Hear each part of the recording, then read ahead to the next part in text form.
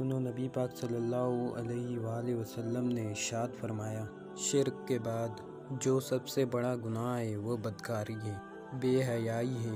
اور نبی پاک علیہ السلام نے فرمایا، کچھ عورتیں ایسی ہیں جو لباس پہن کے بھی ننگی ہیں۔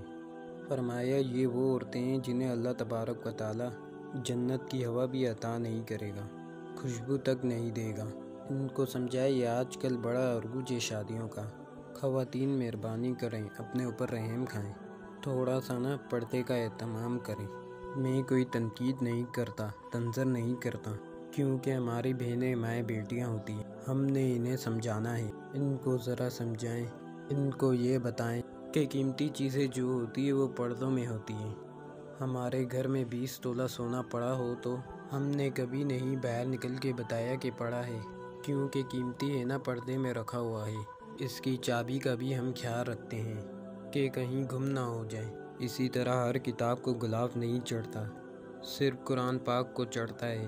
انہیں بتاؤ کہ ساری بیویاں پردہ نہیں کرتی، صرف سیدہ عائشہ کی کنیزیں کرتی ہیں، صرف سیدہ فاطمہ کی کنیزیں کرتی ہے رضی اللہ تعالی عنہا۔ تھوڑا سا پردے کا اہتمام۔